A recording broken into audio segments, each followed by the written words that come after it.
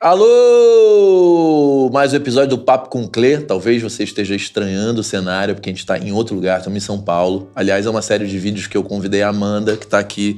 Mostra a Amandete aqui, por favor, meu querido. Ó, Amanda, a gente combinou de convidar várias mulheres aqui de São Paulo ao longo dos próximos meses. Essas são só a primeira, sim. As primeiras cinco. E foi difícil. Difícil. Missão ingrata. Escolhe 4. Gente. Tem várias... 1 milhão de pessoas incríveis ficando de fora. Mas elas virão. Elas virão. E hoje eu tenho aqui Dani Ribas. Você Prazer, sabe que... querido. Pô, eu fui rever, eu falei assim pro meu editor, edita a Dani de novo, porque eu tô fazendo aquela série direto ao ponto, você viu? Uhum, porque as pessoas às vezes querem ver só a informação. Não, e tem alguns E aí eu falei, edita cortes. sem eu interrompê-la. Aí foi impossível. E aí eu tô apanhando de novo no YouTube. Você interrompeu ela! Olha, desculpa, viu? Porque a gente já se tretou certo, na internet. né? Acho que eu fui muito grosseiro com você. Não, relaxa, que agora tá tudo certo. Eu fiquei brava, mas a gente tem que saber contextualizar as coisas, tem que saber reconhecer um pedido sincero de desculpas. E eu acho que reconheço o seu pedido, tá tudo certo. Obrigada pela oportunidade. Eu acho que a gente pensar diferente é útil, inclusive, para quem nos assiste, né? Eu acho que pensar, os diferentes pontos de vista, eles são necessários, né? Eu acho que a produção de ideias, ela só acontece porque a gente debate ideias. Se a gente não debater, se a gente só ficasse confirmando o que o outro pensa, não tem evolução de ideias, não tem salto qualitativo, não tem o caminhar do conhecimento, né? Então, pensar diferente, para mim, eu não sou a única a pensar diferente, né? Assim, todos nem nós acho que discordamos de alguma forma, exatamente. De alguma coisa, né? Mas eu acho que nesse momento do mercado que a gente vive hoje, eu tenho um prazer de pensar de uma maneira que é crítica ao sistema. E eu acho que quem não sabe se comunicar acha que toda vez que você pensa diferente é um ataque pessoal, é contra a pessoa. Não é contra a pessoa. Afinal de contas, eu acho que por pensar diferente, nós dois ganhamos, quem nos assiste ganha. E eu acho que a evolução de ideias, ela precisa de embate de ideias, porque senão fica até chato. Até né? o próprio mundo universitário, né? Tipo, eu me lembro que eu fiz jornalismo, e aí você tinha uma aula com um cara, depois vinha outra professora, e pontos de vista diferentes sobre o mesmo autor. Pois é. E aí você ficava... E eu acho que a função era essa mesmo, ela deixava você encucado pra formar você... um senso crítico, né? E ali decidir... E digo, nem as ciências humanas são as únicas a dar essa perspectiva crítica e esse confronto de ideias. A própria física mostra, né, que os diferentes pontos de vista mostram coisas diferentes pra gente. Tem aquelas esculturas que são... que se você vê de um jeito, você vê um quadrado. Se você vê de um outro jeito, você vê um círculo e um... Né? Então, assim, pontos de vista diferentes, eu acho que a natureza tá cheio e quando a gente traz pra sociedade não podia ser diferente. Eu descobri outro dia que o russo vê um arco-íris com mais cores. Estudando storytelling, é um livro muito maluco. Você falou do russo, eu pensei no russo passapuço. Não, são os russos. Os russos, né? Eles enxergam mais cores que nós. Mas por quê? De onde vem isso? Eu não fui estudar o porquê, né? Porra, você traz localização geográfica e ponto de vista. E ponto de vista. Mas, na verdade, entendi. a questão do storytelling é cada um vai receber a mesma informação e vai processar diferente. Entendi. Porque nós contamos histórias diferentes Sim. para nós mesmos. Sim. E aí tem a ver com tudo isso. Eu posso ler o mesmo livro, eu e você, e a gente sair dele com conclusões diferentes. E nas ciências humanas tem a tal da teoria da recepção, que a própria obra artística ou a obra de entretenimento, por mais que ela tenha uma mensagem clara, depende muito de como a audiência interpreta aquilo e significa aquilo, ou seja, como que ela cria símbolos a partir daquilo. Chama a teoria da recepção. Ela não existiria se a recepção que cada um faz das ideias e das informações e dos pontos de vista fosse sempre a mesma. A gente vê na ditadura que os poetas tinham que ser mais safos para passar pelos fiscais e as mensagens iam meio dúbias, né? E o Chico fala, tem mensagens que eram mais simples, mas as pessoas acharam que era mais genial do que a minha ideia, né? Porque você ficava tentando encontrar significados ali, né? Pois é. E às vezes alguns ele nem pensou naquela riqueza toda. Pois é. Mas esse é a grande vantagem do artista em relação às pessoas que não têm a arte no seu ponto de vista. Porque eu acho que o artista, ele é a antena da sua época captando coisas que estão aqui mais que a gente, réis mortais, a gente não consegue captar, ele capta, mas ele tem o poder de transformar isso numa mensagem que faz sentido para a coletividade. né? E aí, por que acontece da pessoa interpretar de um jeito que o Chico não tinha pensado? Porque ele está captando justamente o que está aqui sendo sentido por todas as pessoas. Vai ser um ponto. Né? Então, não é só o que ele sente que é o que está na letra dele, na música dele. É o que a nossa sociedade, aquele tempo histórico, sente, ele capta, transforma numa letra, num símbolo, que vai ser captado por pessoas diferentes, de pontos de vista diferentes e que atribuem significados diferentes, às vezes que nem era o significado original que ele queria dar. Você acha que essa antena, eu pergunto para os compositores, e ninguém consegue dar nome a isso, né? Do porquê que quando vem, mas você vê isso de forma recorrente. O Wildon falando, cara, Peninha, vários, cara, tem aquelas que vêm. Esse vem, será que é o quê?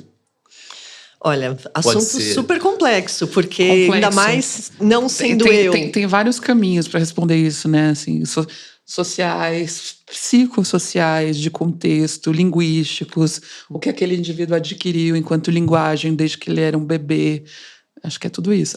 Falou a pessoa que se formou em letras, né? Aquela que vem e aquela que você se esforçou muito para fazer. Porque você vê, tem processos diferentes, de artistas e compositores diferentes, mas eles mesmos, dentro da obra, têm processos diferentes. Então, cara, aquela música eu acordei, sentei e fiz.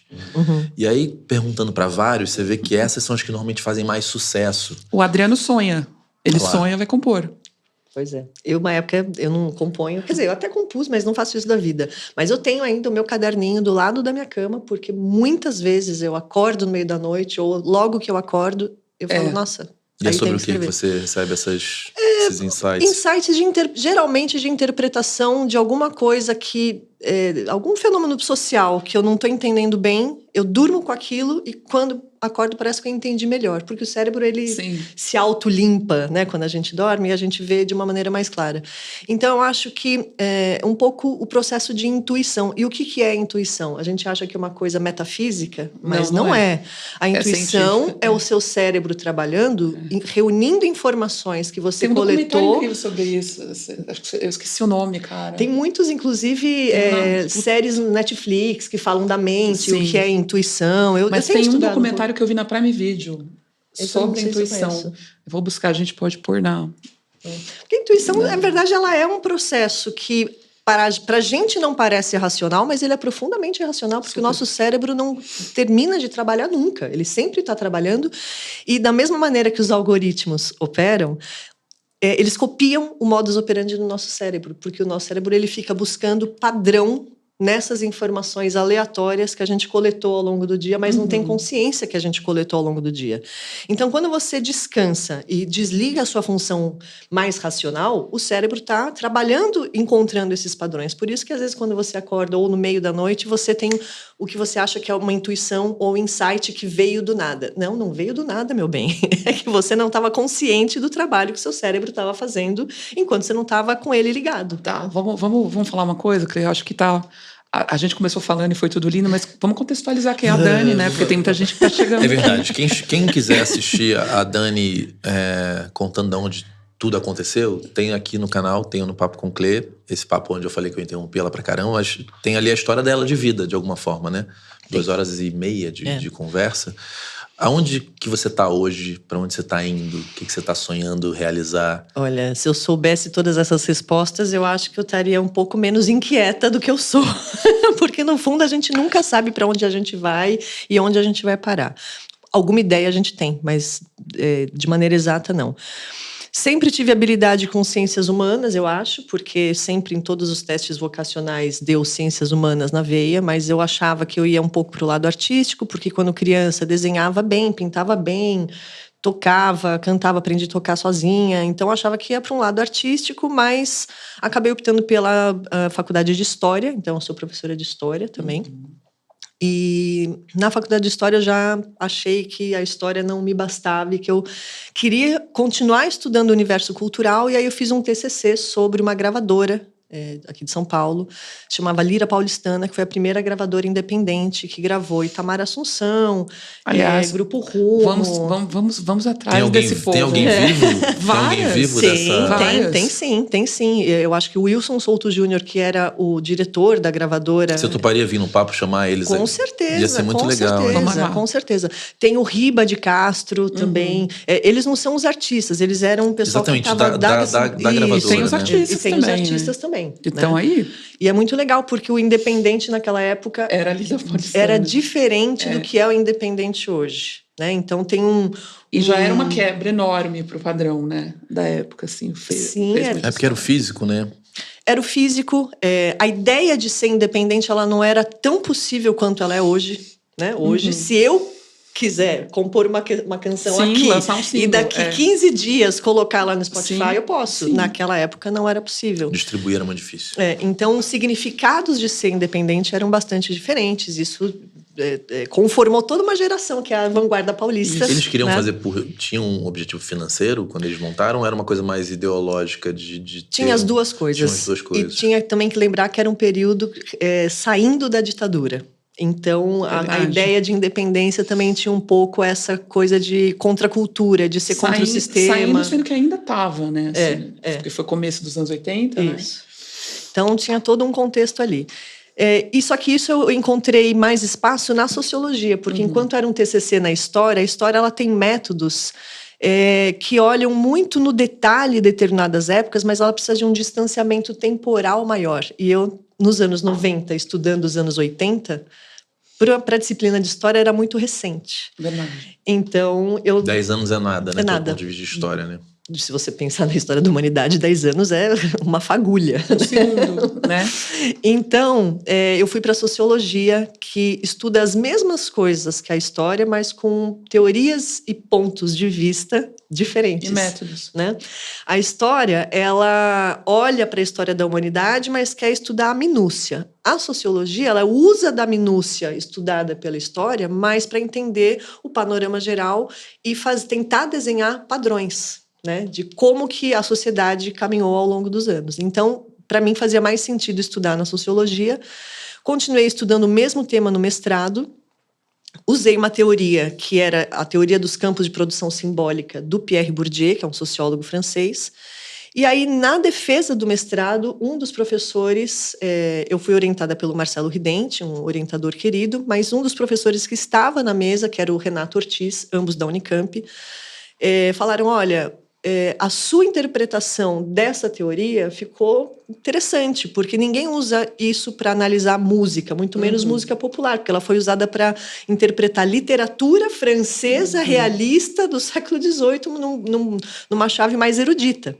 Então, se você usar essa teoria para entender os processos de legitimação simbólica na música brasileira, nessa grande MPB, que são os cânones da música brasileira, a gente vai ganhar tanto em interpretação da teoria quanto na interpretação do objeto, que é a música brasileira. E aí eu segui esse conselho e fui fazer um doutorado também na sociologia na Unicamp para entender, afinal de contas, o que é MPB. Porque não é sociologia para entender o que é a música brasileira, né? MPB. 5 anos foram pouquíssimo.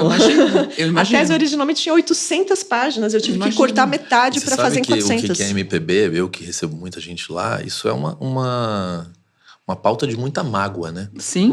Porque recalque. Os cearenses, por exemplo, no geral, tem muita mágoa deles sempre concorrerem, por exemplo, ao prêmio de música regional e nunca terem sido lidos. Eu acho como que começa MPB. Começa antes. Se você for ver qual é a faixa social dos artistas de MPB que conseguiram fazer sucesso nos anos 60 e 70, de onde eles vieram. Gente, assim, tanta filho de médico, coisa.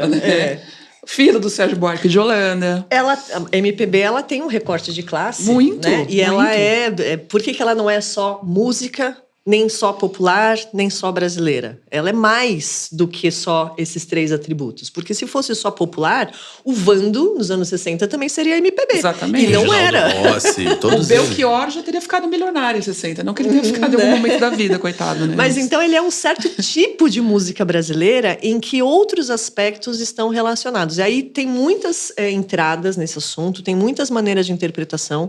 A minha tese não deu conta de todas, porque apesar da gente achar que uma tese tese de doutorado aborda todo. Não. Ela é tão melhor quanto mais restrito é a abordagem. E aí você, nessa estreiteza de abordagem, você vai tão profundo quanto for possível. Porque se você for largo na sua abordagem, você não consegue dar a profundidade necessária. Sim.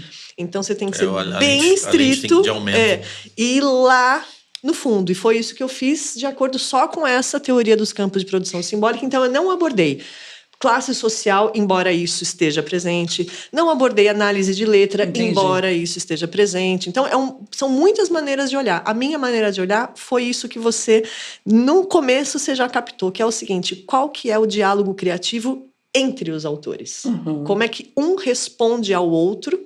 Como se dá esse diálogo criativo de forma a tornar isso que a gente chama de MPB, um campo de produção simbólica autônomo. Ou seja, embora tenha a ver com ditadura, com classe social e com uma série de outras coisas da sociedade, ele também se refere a um universo muito interno de diálogo entre os artistas, de forma que eles conformam qual é o discurso, qual é a doxa, né, dessa... Doxa. Aí tô entrando na linguagem sociológica. Eu não falo isso para os artistas, que não eles fogem, né? O que é doxa, na minha ignorância? Imagina o seguinte, quando a gente fala ortodoxo e heterodoxo. Ortodoxo, o que é? Que segue a regra.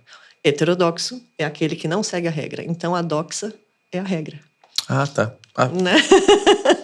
Mas se a gente fala assim, letras, né? a regra, se a gente fala qual é a regra, não é exatamente, porque não tem alguém mandando, falando, esta é a regra. A doxa é essa regra que é conformada no diálogo sem haver um que mande qual é a regra. Não tem alguém que criou a regra. É o consenso geral, praticamente. Ou não? É o dissenso geral. Dissenso, porque entendi. não há consenso. É porque Entendi. a música popular brasileira, o que ela falou, se o popular, se essa palavra servisse mesmo como uma linha, teria sido o Reginaldo Rossi. Todos esses caras teriam sido música popular brasileira. Mas não é. E a coisa do regional que é mais sério, porque regional em relação a onde? Exato. Né? Se for regional, paulista também é regional. Carioca é música regional, né? E aí entra num lugar muito... O Fagner vai sair um papo, não sei se já saiu, vai sair depois, que eu não sei quando que sai esse aqui. Mas ele mostra uma mágoa, e não só ele, Geraldo, Alceu, todos. Então, e por que existe essa mágoa? Porque é um campo de disputas, não é um campo neutro. Imagina. São artistas, é óbvio que e um campo de disputas. Quando a gente, trazendo um pouco para... Amanda, calma com a sua revolta temporária. Não, gente. Revolta no momento revoltada. Eu vou ficar fofa. Não, eu acho que quando a gente olha esse universo e a gente vê todas as disputas que existem em torno de qual visão artística é legítima e qual não é tão legítima, existem os critérios de legitimação, que são forjados justamente nesse embate. O que é um critério de legitimação? Por exemplo, alguém que hoje é LGBTQIAP+, fóbico, entra na discussão dessa música urbana que a gente está acostumado no nosso nicho trabalhar? Não, se a pessoa tem essa postura, ela não vai entrar. Por quê? Porque a doxa desse nosso campo, ela impõe que você seja, no mínimo, permeável a esse universo. Né? Você tem que... Por exemplo, por que o sertanejo não entra nesse campo da nova MPB? Porque a doxa ali do sertanejo não é essa, não é a mesma. Lá no sertanejo, se você não faz parte de uma sofrência em que beber é parte do seu hábitos, né? O hábitos enquanto conceito, não um hábito. Hábitos de onde você vem, qual é a ideia de mundo que você tem e tal. Você não pode fazer parte daquele clubinho. Da mesma maneira que para fazer parte desse clubinho, dessa música indie, você tem que ter certo tipo de visão de mundo ou se adequar a essa visão de mundo. Porque senão você não entra, não é legítimo. Caramba, agora tem a nova MPB, né? Se já não bastasse a MPB, aí vai ter o prêmio de nova música regional. E aí tem o novíssimo Edgar, que é a nova. Que nem sei se é MPB. Mais, né, gente? Novíssimo Edgar. É porque são as caixinhas, né? E eu acho que a MPB é uma caixa que sempre teve considerado um valor maior do que as outras, né? Clê, você está afiado hoje, porque o valor é um ponto essencial para a gente discutir música nessa perspectiva que eu discuto na sociologia. Porque quem é que define o valor daquilo que é feito? Quem é que define? É coletivamente. Né? primeiro, pelos artistas, no diálogo criativo. São eles que decidem o que entra e o que não entra. Depois vou contar um caso de Chico, Caetano, lá na época dos festivais, que ilustra isso. Mas também a legitimação feita pelo público. Que hoje é um pouco enviesada e um pouco atrapalhada, porque o valor que o público dá é atravessado pelo alcance que as coisas têm ou não têm na internet, que é diferente da época da televisão. Né? Então tá mexido, não é que tá melhor ou pior, Falávamos tá mexido. Disso. Né? Então, por exemplo, lá no Festival de 67, onde o Chico, Caetano, eu já não me lembro exatamente em detalhes quais eram as músicas que cada um defendia, mas Chico Buarque foi quase defenestrado, porque num contexto em que estava se discutindo por Caetano e pela Tropicália, como é que nós vamos incorporar a modernidade, o maio de 68 francês, a contracultura, sem ser colonialista, né, sem sermos um povo colonizado, mostrando o nosso modernismo, o nosso antropofagismo, sem se deixar colonizar pelos Estados Unidos. Então, esse é o cerne do tropicalismo, né? Como é que a gente reequaciona a nossa identidade nacional sem se deixar levar por uma ideia colonizada de música, como era na cabeça deles a Jovem Guarda, por exemplo, né? Então Caetano arma todo aquele circo, né? E acho que ele defende Alegria, Alegria, que tinha guitarra, que era uma coisa meio proibida, enfim. E Chico defende a banda. Eu estava à toa na vida, né? Quer dizer, que era uma ideia de Brasil passado, quase dos anos 50, o coreto com uma banda, né? E aí o público mais moderno de Caetano quase defenestra Chico, porque isso não é moderno. Então, veja, isso Até o que é moderno é outra questão, né? Isso é um confronto de ideias artísticas que forja o que é MPB. E os dois são MPB, mas estilos completamente diferentes, defendendo ideias completamente diferentes naquele momento. Então, MPB não é uma coisa estética. O campo da MPB é um campo de embates artísticos para ver quem é que tem a ideia artística mais legítima em determinado momento. E no Brasil isso foi bem especial, porque no mesmo momento em que essa luta simbólica estava sendo travada, a televisão estava começando a se formar e se alimentou dessa luta por meio dos festivais que eram competitivos. Então, foi quando as coisas se encaixaram. E aí eu atribuo um pouco a isso esses cânones que surgiram, né?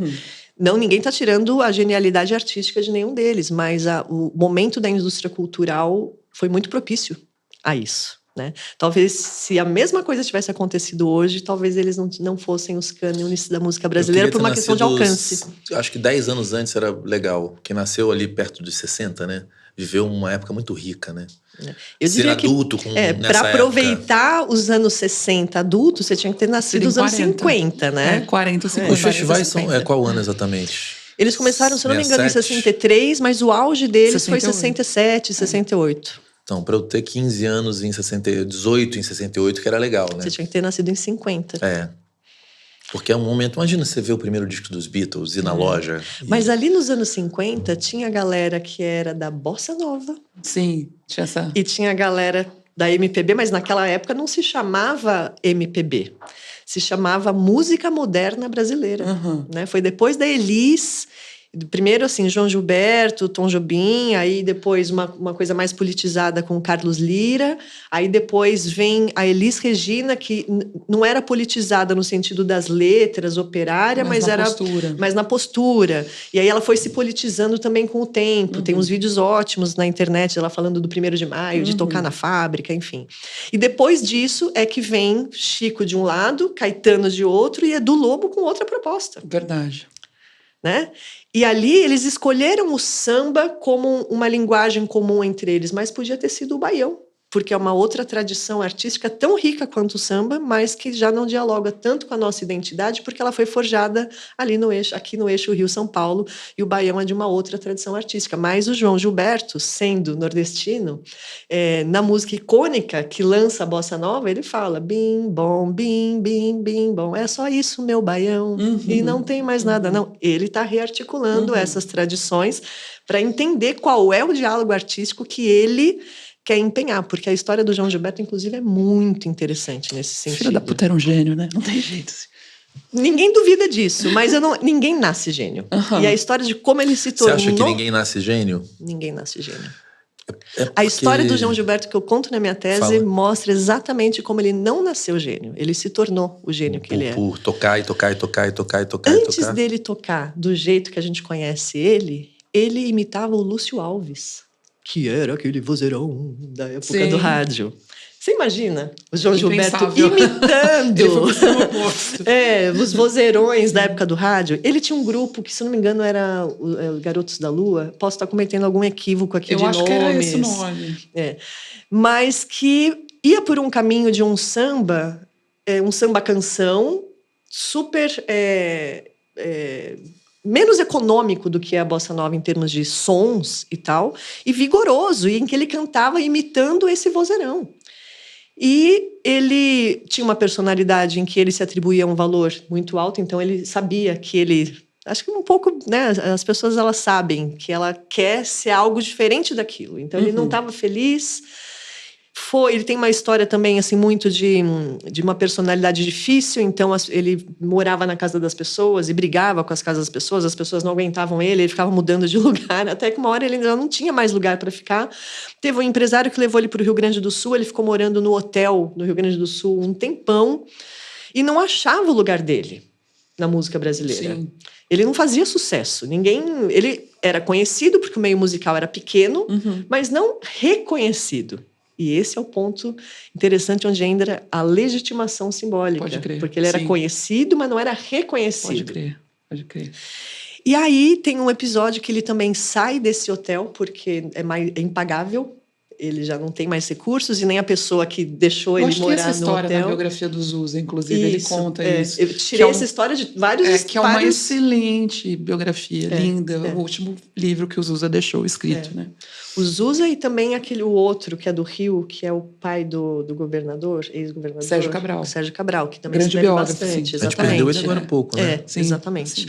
Então eu fui tirando trechos, mas não para contar a história todo mundo fala assim, não, ele nasceu gênio e ele sabia que ele queria isso. Não, ele não sabia, porque ele tentou muitos caminhos antes. E aí, quando ele estava completamente arruinado, ninguém queria ele estava pobre, pior momento, ele foi para casa da irmã dele, em Minas, não sei em qual cidade, mas interiorzão, assim, de Minas, não foi BH.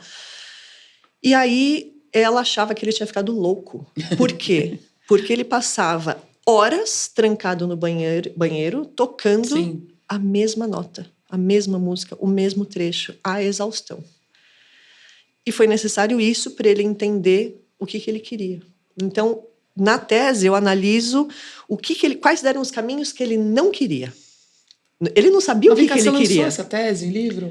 Em livro não. Isso acha onde? Tá na internet? Tá no meu site, sonarcultural.com.br, tem uma aba lá, bibliografia. Você precisa lançar isso, cara. Por que eu não lancei? Sonar Cultural, aliás, a minha empresa. Mas qual é o guarda-chuva? Você tem um website? Tem sonarcultural.com.br. Era uma empresa que prestava serviço principalmente para consultoria para governos, para elaboração de política pública. E eu fui incorporando novas atividades ao longo dos anos. A música surge nesse caminho em que momento, como viés de profissional? Eu sempre fui da música. Sempre fui da música? Sim. Então, assim, na faculdade, como que as pessoas me conhecem? Porque eu comandava um sarau, que era do CPC, que a gente criou lá, e eu comandava, mas também tocava nesse sarau. Tinha um festival competitivo em Ilha Solteira, na Unesp, então eu ia todas as vezes tocar com a banda. Então, assim, eu sempre fui da música, né? E como que eu comecei a me profissionalizar na área, na verdade, todo mundo me pedia ajuda. Dani, como é que faz tal coisa? E eu, como era metida, né, eu fui dando opinião. Depois de um tempo, eu falei assim, isso é consultoria. Sim. Todos nós já passamos por essa... Ai, vamos tomar um café? Vamos tomar um café que eu queria... Cara, não eu acho que a gente tem que entender que é serviço e até decidir se você vai tomar o café de graça ou não.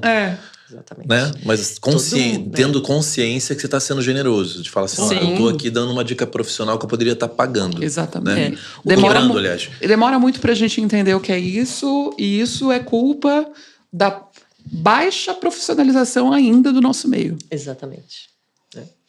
Bom, aí, como eu sempre fui da música, eu fui começando a me profissionalizar. Quando eu comecei a estudar o mestrado, esse método da teoria dos campos de produção simbólica ficou mais claro para mim. E aí, essa teoria, na verdade, ela mudou a minha visão sobre o mercado artístico. Claro que você pode analisar do ponto de vista das estratégias de marketing, das estratégias de venda, das estratégias empresariais. Isso é toda uma área, né? Eu também dou consultoria nessa área, mas o business da música, ele tem formas específicas. Sim. Né? O que não tem muita forma específica é essa outra parte que eu também faço e que é mais a minha área, que é olhar para a carreira artística do seguinte ponto de vista. O que você tem que fazer para tornar a sua música relevante? Eu não estou falando de alcance, de estratégia de marketing, eu não estou falando de estratégia empresarial, não estou falando de promoção de música, que é importante, precisa ter, mas eu não sou especialista, tem muito especialista, e a maioria dos profissionais na área de consultoria trabalha esse aspecto.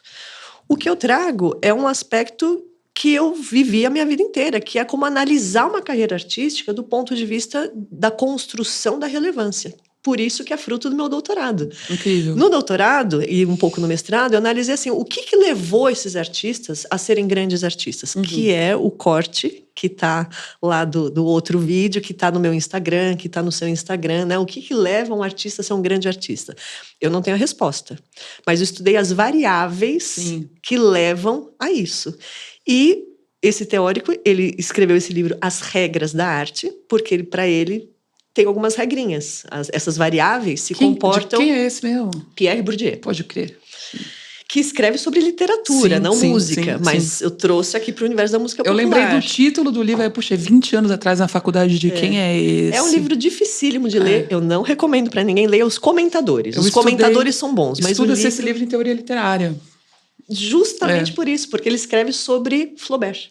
Exatamente. O livro Madame Bovary. Não, ele escreveu Madame Bovary, mas o livro é sobre um outro livro que é A Educação Sentimental. Pode crer, do Flaubert. É isso, agora eu lembrei disso. É um romance realista do século XVIII. Cara, minha memória é muito ruim.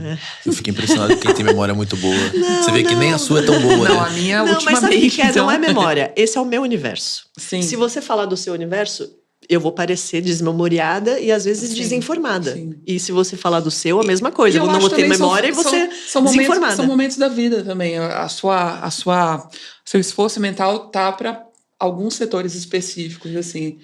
E se eu não souber o que eu vou saber se eu passei tantos anos estudando como aplicar esse livro, essa teoria no nosso universo musical? Ai, Dani, que incrível. Né? Poxa. Então, voltando, né? Como é que eu entrei na música? Aí, como eu sempre fui da música, sempre dei opinião em tudo que as pessoas me pediam, e estudava música de um ponto de vista que as pessoas costumavam não estudar, eu falei, bom, eu acho que eu vou unir as duas coisas. O mercado musical, que eu já estou dentro, mas sempre desse ponto de vista de as pessoas me procurarem para dar pitacos sobre qualquer coisa. E já que eu tenho esse background mais teórico da sociologia, por que não transformar isso numa visão para ajudar as carreiras? Agora, são todos os tipos de carreira que estão nesse momento de entrar num processo mais imersivo, de entender como são os processos criativos, de como você se conecta esses processos criativos com os processos criativos do público. Talvez essa seja uma diferença. O público não é aquele que recebe. O público é aquele que reformula. Voltamos ao início do nosso papo do Chico Buarque, com o público dando, né, visões diferentes do que ele mesmo queria dar com a música. O público reformula. Então, como é que, sociologicamente, pensando que nós somos um bloco, uma sociedade com muitas diferenças entre si, mas temos símbolos em comum, como é que a gente faz para criar de maneira dialogando com o público? Se você pegar isso num lugar mais superficial do compartilhamento, é meio isso. Porque o que é compartilhado normalmente é remixado de alguma forma, porque alguém pega aquilo, compartilha e escreve uma nova coisa, né? Para dizer alguma coisa. Então, quanto mais tem a capacidade de alguém ressignificar algo, mais chance tem de ser compartilhável. Ninguém quer compartilhar só por compartilhar, né? Eu acho assim, ninguém escreve... O Bourdieu começa o livro dele falando assim, não se escreve o que se quer. Tudo que a gente escreve já é um reprocessamento de algo que Você acha que, por exemplo, uma música viralizar no TikTok e virar uma trend? Como que você vê isso sob a ótica do Bourdieu? Então, muitas camadas. Por quê? Primeiro porque hoje a gente já tem as dinâmicas sociais completamente atravessadas por algo que não é uma dinâmica social, Tá. que é um programa de computador pegando determinadas variáveis porque interessa ao modelo de negócio da Big Tech. O que interessa a ela? Que você fique preso, atento ali, que você não saia que você refaça uma trend, no caso, né? Que você não viva a sua vida offline, que você fique online. Então, para isso acontecer, ele tem que mobilizar determinados sentimentos. Só que na vida offline são muitos sentimentos que a gente usa para se conectar com as coisas. Na vida online, alguns são melhores do que outros. A raiva é muito melhor do que a alegria, por exemplo, para engajar conteúdo. A gente sabe bem disso, né? O nosso 8 de janeiro mostrou isso. A TV mesmo. A TV mesmo. Não tem uma notícia boa, né? Os programas que você torce sangue, é isso. Tem né? mais audiência do que contar uma história bonita, Então, veja, uma dinâmica social complexa é atravessada por um objetivo de uma empresa que quer que você fique conectado o tempo inteiro. Caralho, que onda isso. Então, o viral, ele não é o que viralizaria na nossa sociedade. Ele viraliza naquele meio específico. Claro que ele vai se conectar com as pessoas, mas é uma conexão mais efêmera. Por quê? Porque é feito para ser efêmero, porque tem outro, e depois tem outro, e depois tem outro. Aí, seu pós-doc aí, pós. Ah, não quero mais estudar não, tá bom.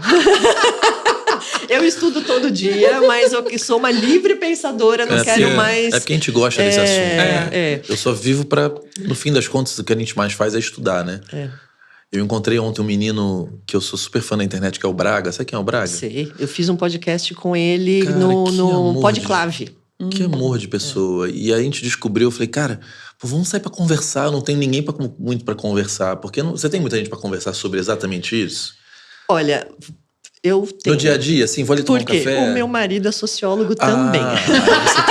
Aí você tem. Diz a minha irmã, que já morou com a gente, na época que a gente morava numa república meio familiar, né? Eu, meu marido, que na época era namorado, a minha irmã, uma amiga da minha irmã. Mas ela não era socióloga? Não. Ela é fisioterapeuta e depois foi fazer design.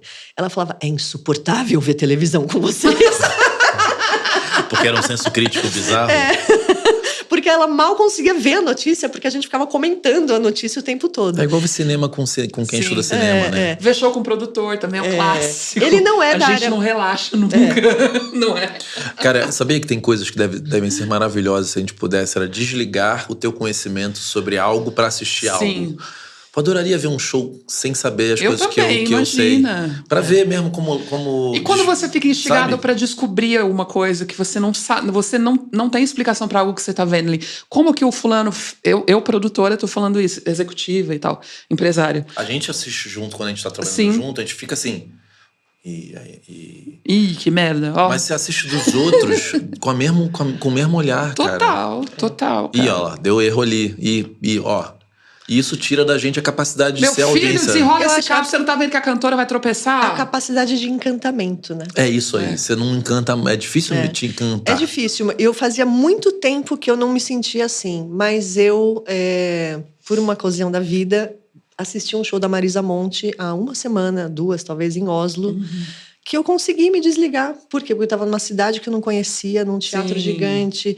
Ela era uma brasileira num país escandinavo, né? Então, assim, eu consegui... E é mais intimista do que a turnê que tá rodando no Brasil, né? Não, enorme. Não é aquele quadrado, né? Não é a turnê que ela rodou, porque ela tem a turnê... Eu não sei qual é a turnê dela aqui. Porque ela tem a turnê que parou, se eu não me engano, que é tudo dentro de um quadrado. É uma caixa cênica. Não é essa. Ela tá rodando na Europa com outro show, que é um show mais intimista no palco, assim. E ela toca violão também. Dizem que é lindo. Lindo e assim, pra mim foi um deslumbramento, de eu chorar. Assim, a gente trabalha com isso, é difícil a gente em todo show chorar. Não choro em todo show, mas esse show foi um arrebatamento, assim. Mas é porque eu tava realmente num lugar muito diferente do que eu costumo estar, e o festival tudo muito em cima, a equipe dela também tudo... Noruega, né? Era um festival, tinha outros artistas chama Oslo World, é um festival de música e ativismo. Então, ela abriu o festival, ela era o headline total, assim, né? Mas um festival que tinha muito palestino tocando, por exemplo. Uau. Asiáticos, latino-americanos. Foi uma experiência muito, muito interessante. Eu nunca tinha ido nesse festival. E eu fui para a parte profissional, né? Porque eles têm uma pequeníssima conferência junto, aí fui convidado para isso, Que não para os legal. shows. Mas aí a gente vai ver os shows, Claro. né? E aí aquele show num contexto diferente significa outra coisa, Para né? mim teve um significado completamente diferente. Cantei assim, me esguelei, cantei junto. A hora que foi tudo lá pra frente, fui lá pra frente. Foi Ela incrível. deixa o Bem Que Se Quis pro fim, igual ela deixa na O turnê? Bem Que Se Quis foi uma performance, porque a galera não deixou ele embora. Acabou o show e tinha muito brasileiro. Para minha surpresa, tinha muito brasileiro lá, e a galera cantando, e ficamos, né, outra, mais uma. E aí ela voltou para cantar Bem Que Se Quis a capela. Cantou Bem Então Que tá Se diferente da Quis turnê mesmo. a capela. E aí, conforme foi acabando a música, ela foi saindo do holofote e se colocando Não, na isso rola no show. sombra. Ah, é Isso verdade. rola no show. E a galera, E continua. a galera continua. Foi Lógico, mas assim, um é lindo. transbordamento. Foi Isso lindo na Noruega demais. deve ter sido maravilhoso. E eu não imaginava a quantidade de brasileiro que vivia em Oslo, porque estava lotado de brasileiro. Teatro pra quantas pessoas? Talvez umas 3 mil. Ah, então teatro grande. É, enorme. Não, teatro da ópera. Da ópera não, desculpa. Você foi o quê? Depois da Womex? Logo depois da Womex. Ah, você estendeu um pouquinho, Eu estendi então, a um pouco viagem. e fui para lá. Uma missão importante me chamou lá. Posso contar essa Pode. história? Vocês devem conhecer o Key Change, que é uma iniciativa da PRS Foundation, que é da indústria britânica, né? É uma fundação. E eles criaram, há um tempo atrás, via Vanessa Reed, um projeto que se chama Key Change, que é para a inclusão de mulheres no mercado da música, né? Inicialmente era só mulheres, hoje eles já entendem mulheres e diversidades, né? Então, mulheres não só cis, mas trans também, enfim, alargaram o conceito inicial deles do que é ser mulher. E eles atuam com um tripé, que é um compromisso, né? Então, os festivais assinam um compromisso, se comprometendo a ter pelo menos 50% de mulheres na line-up, enfim. Era 30%, hoje eles trabalham com 50%. Um manifesto e um programa de treinamento para talentos, né? Para artistas. E aí eles estão na segunda fase desse projeto, conseguiram captar um bom dinheiro da União Europeia para desenvolver o Key Change. Então, numa segunda fase, em que eles vão estender esse treinamento também para profissionais europeias, né? Não está aberto para profissionais latino-americanas. E aí, elas queriam ampliar a visão conceitual do programa, incluindo mais diversidade no conselho do Key Change para olhar para esse segundo programa de formação para profissionais. Então, eles chamaram eu, da América Latina, e uma menina da Palestina para incorporar Você como postou sobre isso, não postou? Postei. Muito bom. Eu vi. Não significa que eu vou representar todas as mulheres da América Latina, não significa que eu represento todos os feminismos, no plural, não significa que eu ganhei um prêmio e que sou melhor que as outras para estar lá, não é nada disso. Eles estão formando um conselho para conferir diversidade de olhares para um programa feito por elas para as mulheres europeias. Mas elas querem incluir a perspectiva latino-americana e do Oriente Médio, porque os nossos feminismos são diferentes que os delas. A nossa questão corporal, né, do assédio físico, é muito mais pesado do que para elas. O nosso feminismo é muito mais combativo do que o feminismo europeu. Então, elas querem... Mas existe uma unanimidade entre o que é o feminismo europeu? Porque deve ter diferenças entre países também, sim, né? Sim, claro. Porque, veja, o que é... O feminismo surge num contexto em que você tem que lutar contra um certo tipo, né, de condições ali. E se as corporalidades são diferentes, se os modos de vida, se as origens, se as lutas são diferentes, é impossível você falar de um feminismo só. Tem um componente cultural fortíssimo, sociocultural mesmo, que determina os... É porque são países muito diferentes, né? Eles estão unidos ali, mas são muito diferentes. Uma vez eu mediei um debate no ano passado, num outro fórum feminista que chama Inspira, dessa vez em Barcelona, em que eu mediei uma mesa bastante difícil, porque a gente tinha, de um lado, o feminismo europeu em que elas falavam, não, a gente tem que se amar e tal. Sim, temos que nos amar. Porém... Mas aí tinha também na mesa as latino-americanas, que estavam assim, primeiro, a gente... É tudo muito caro na Europa, então a gente estava sem dinheiro, assim, o que elas falavam, não, isso é barato, pra gente era super caro. Então, veja, só disso já muda tudo. Muda toda a perspectiva. E foi uma mesa difícil de mediar, porque de um lado era, não, paz e amor, e do outro, não, nós temos que ser combativa e tal. O teu espanhol é super fluente? E eu nessa mesa, era em espanhol. Meu espanhol é fluente. E na língua que não é a tua... Não, mas em espanhol eu sou fluente, falo bastante bem, inclusive. O inglês é que eu não conseguiria fazer a mesma mediação por ter sido difícil. Sim. Né? Falo inglês, mas falo inglês... Entendi. Porque a mediação tem coisa da nuance, né? E aí, nuance, a gente tem... não sei quem fala 3 línguas fluentemente mesmo, porque a gente é considerado fluente em inglês. Mas essa coisa das camadas... Eu não sei se eu sou fluente. Eu me comunico, mas ser fluente, não. Para fazer uma palestra é diferente, a não ser que seja decorada, né? Então, mas palestra é mais fácil de fazer do que mediação. Mediação é mais complexo. Em qualquer língua. Em qualquer língua. Porque se eu vou fazer uma palestra, eu vou lá, preparo o meu, pronto. Né? A mediação você tem que intervir, você tem que ouvir, você tem que compreender. Eu sou virginiano, eu sou muito autocrítico, assim. E a gente que tem... Como que eu posso explicar isso? Por exemplo, falar é uma coisa que é uma facilidade sua, dela e minha. Sim. Não é todo mundo que tem facilidade de se expressar. Para quem tem facilidade de se expressar na sua língua nativa, cara, isso é um ativo, né? Sim, total. E aí quando você vai para uma língua que não é a sua, o teu ativo, aí você muda como persona mesmo.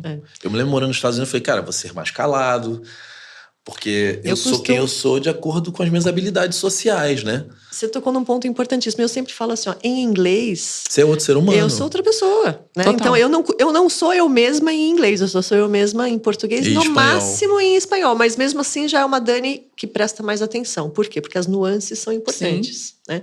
Uma palavra que você escuta, que você não sabe exatamente qual é o contexto que está sendo usada, você já fica... Ainda mais moderando um painel complexo, né?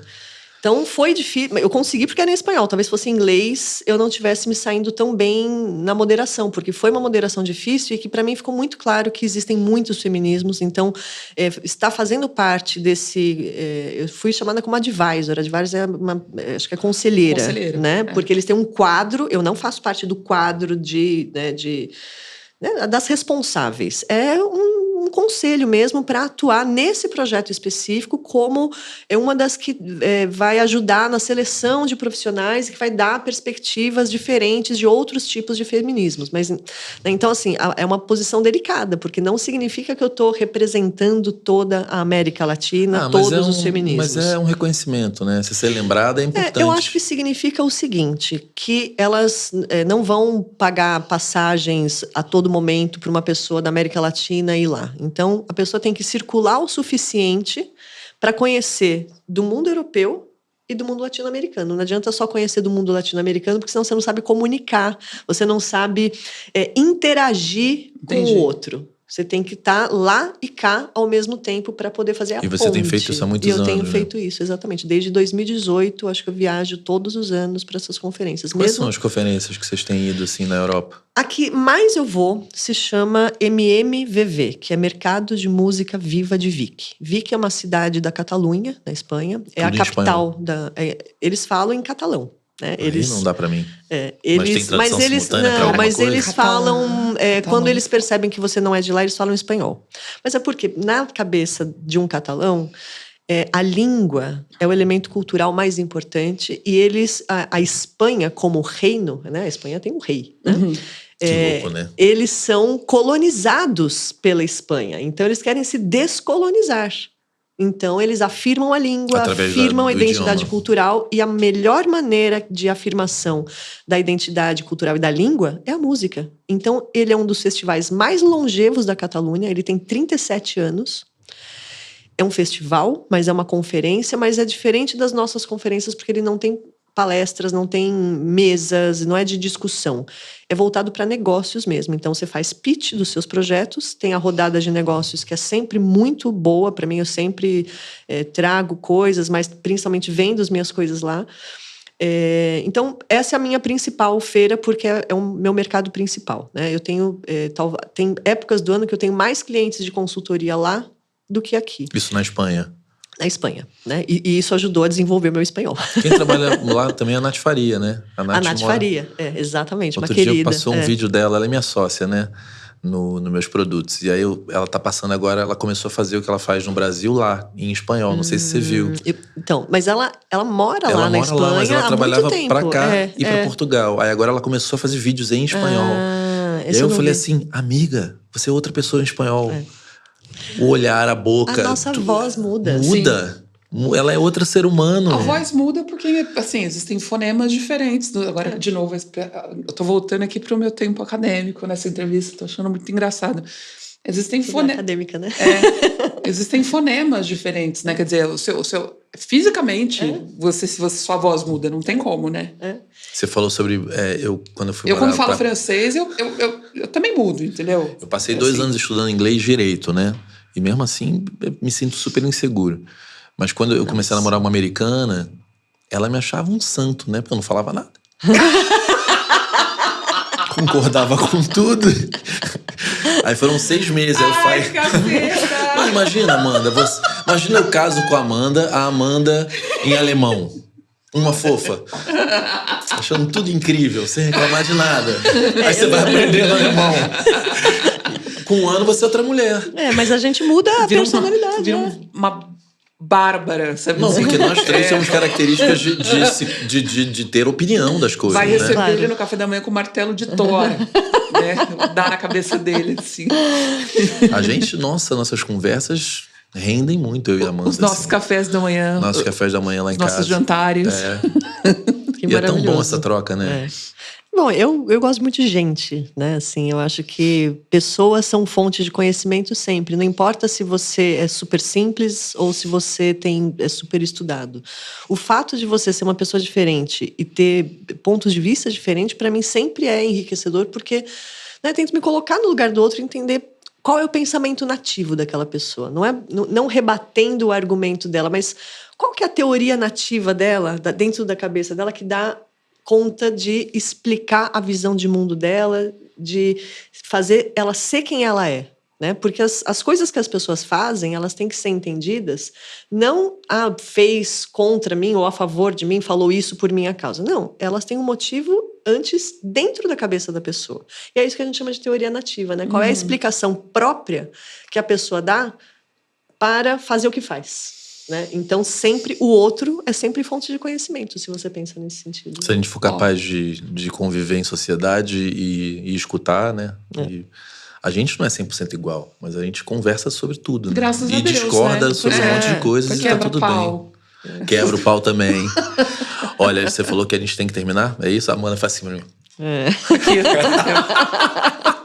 Dani, obrigado, Passa rápido, viu? né? Passa rápido, querido. Obrigada, viu? Pelo espaço Adorei. pela Porque segunda tem que explicar vez. para as pessoas que, além de estar aqui, né? E Tá bom, tem que Amanda também. Você tá quentinho. ter escolhido as mulheres, eu tô produzindo, entendeu? É importante. Então é por isso que eu, às vezes, eu olho no celular, fico falando com a entrevistada. Não, e a nossa ideia é tentar vindo. manter isso, porque é legal vir a São Paulo. Eu vim esse ano algumas vezes, eu fiquei doente em todas as escolheu vezes, dia. né? Hoje você não ficou doente, né, Não amigo? fiquei Dessa. doente. Nossa. Não, mas não é piada, não. É sério. As últimas Teve uma 2 vez vezes que que eu vim pra cá, eu quase morri. Ela só me viu no Sírio.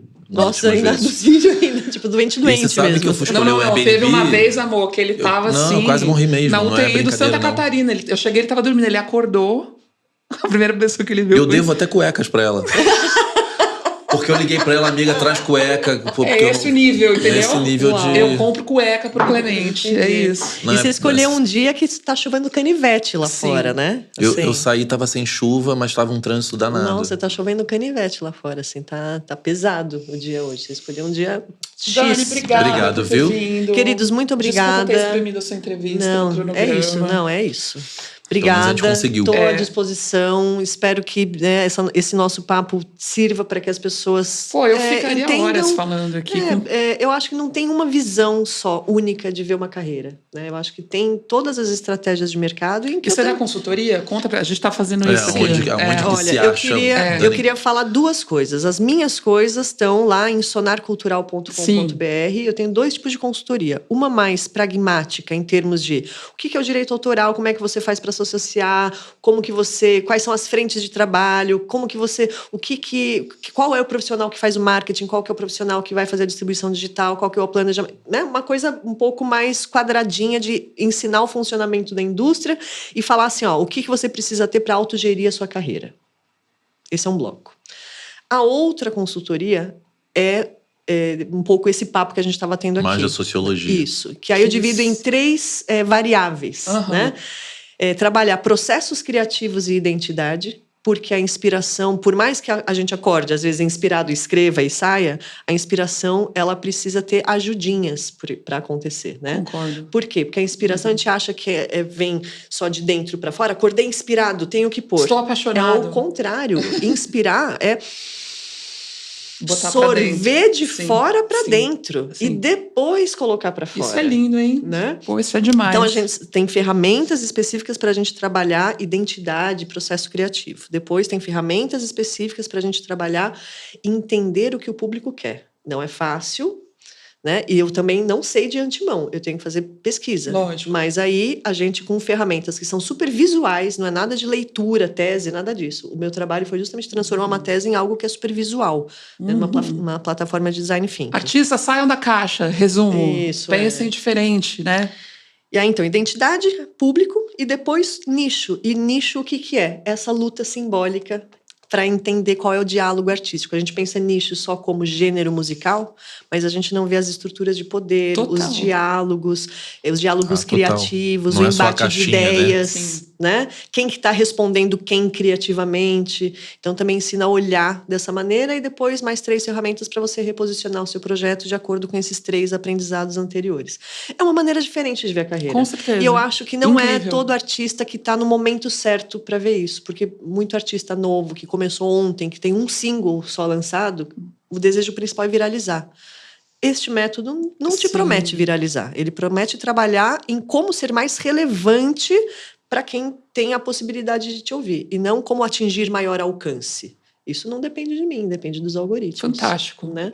Que Então, trabalho necessário, nessas 2 coisas e tá tudo lá em sonarcultural.com.br. Se quiser só comprar o método sem a minha consultoria, que é bem mais barato, idmusic.com.br. Ah, então tem um outro lugar. Tem uma landing page onde só vende... Idmusic é o quê? D com TH? ID de identidade. ID. Mas tá lá na Sonar, se eu quiser, eu Sim, acho. Ah, então sim. é isso aí. idmusic com QE.com.br. Music.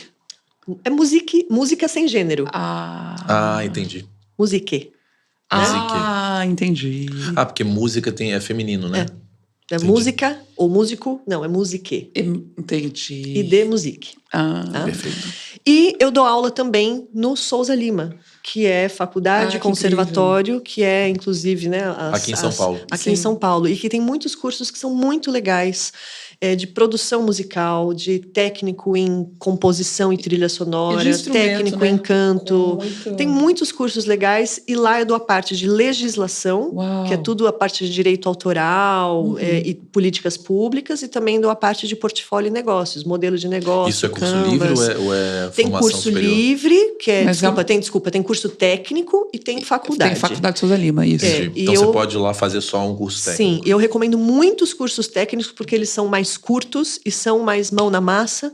E tem um coordenador maravilhoso, que é o João Marcondes, um querido amigo, e que manda muito bem, é super acolhedor. Então, tem muita mulher trans, né, que é bem acolhida na faculdade, Que ali, demais. no conservatório, para esses cursos técnicos. Então, recomendo muito. Legal. É isso. Demais. Mais uma, minha amiga. Mais um. É isso, gente. Obrigada. Beijo. Valeu. Você tá mão quentinha. Eu tô com a mão aqui, porque tá frio, né? Gente, amei o papo. A gente se vê no próximo episódio. Beijo.